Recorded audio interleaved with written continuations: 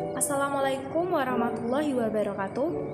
Halo semuanya, perkenalkan nama saya Adinda Zulfakanila dengan NIM 140 142 2371. Saya membuat video kali ini mengenai penggunaan sampah plastik dalam kehidupan sehari-hari.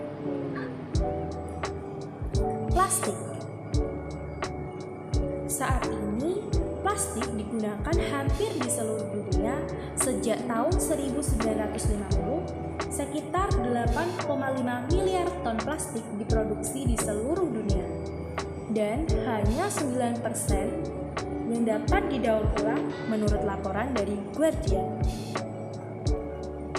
Plastik memiliki sifat yang ringan, ekonomis, mudah dibersihkan, serta tahan air, menjadikan plastik diubah menjadi berbagai macam hal yang digunakan oleh manusia dalam kehidupan sehari-hari.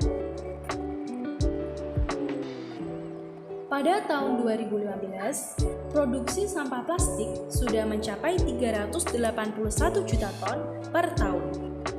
Sedangkan pada tahun 1950, produksi sampah plastik secara global berada pada 2 juta ton per tahun. Hal ini menandakan bahwa peningkatan sampah plastik sampai tahun 2015 mencapai 190 kali lipat, dengan rata-rata peningkatan 5,8 ton per tahun.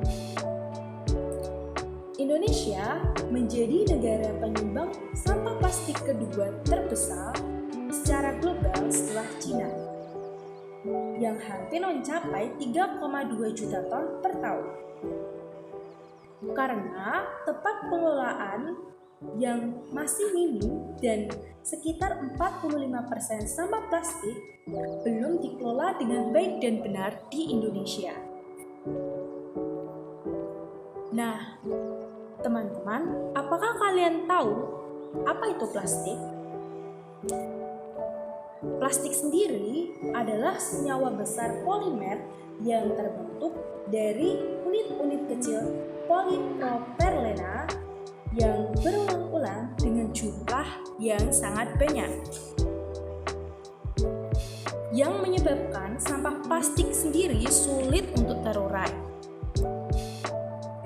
Kita dapat mengetahui bahwa sampah plastik sulit untuk terurai dan membutuhkan waktu yang sangat lama, puluhan tahun hingga beratusan tahun, untuk terurai secara alami karena rantai karbon yang panjang, sehingga sampah plastik ini sulit untuk terurai oleh organisme lain.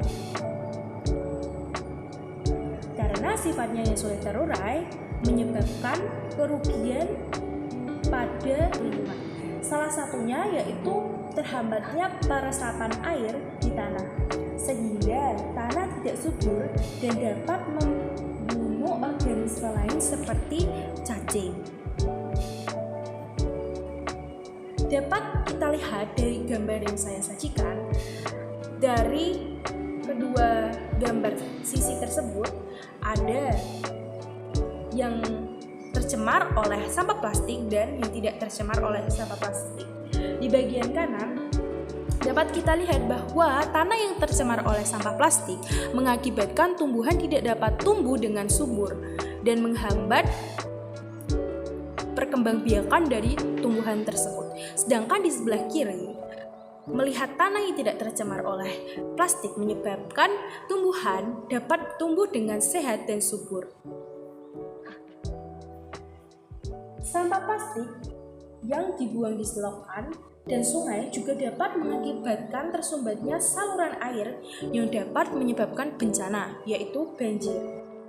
Begitu pula, pembuangan sampah plastik di laut dapat mengakibatkan dampak serius dan berkelanjutan, seperti rusaknya ekosistem laut, mengganggu rantai makanan, biota laut, meningkatkan pencemaran laut, hingga lebih dari 1 juta binatang laut mati akibat pencemaran sampah plastik.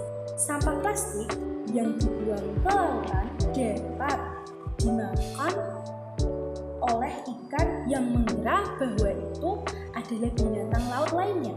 Contoh saja, ubur-ubur yang bentuknya itu hampir mirip dengan kantong plastik.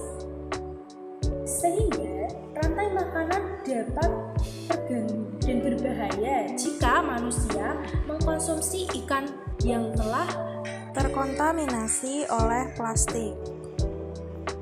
Namun, ada sebagian orang berpikir penyelesaian sampah plastik dapat dilakukan dengan membakar. Padahal hal itu merupakan salah satu penyebab dari kerusakan lingkungan, yaitu polusi udara yang dapat mengganggu kesehatan manusia. Maka dari itu, saya mengajak kalian semua untuk ayo kurangi sampah plastik dari sekarang. Dengan cara yaitu membatasi penggunaan produk-produk yang berhubungan dengan plastik, menghindari penggunaan kantong plastik saat berbelanja dan dapat digantikan dengan kantong kain atau kantong kertas yang ramah lingkungan. Di gambar tersebut saya menyajikan bahwa kantong plastik dapat diubah menggunakan kantong yang lebih ramah lingkungan, tote bag. Botol plastik dapat diganti dengan tumbler yang dapat dicuci dan digunakan berulang. Sedotan plastik dapat diganti dengan sedotan yang jauh lebih ramah lingkungan. Nah, jangan lupa untuk membuang sampah pada tempatnya, serta pisahkan antara sampah organik dan anorganik agar sampah tersebut dapat lebih mudah untuk dikelola dengan baik. Hindari juga mengonsumsi permen karet karena tidak bisa hancur dengan mudah meskipun sudah dikubur dalam tanah.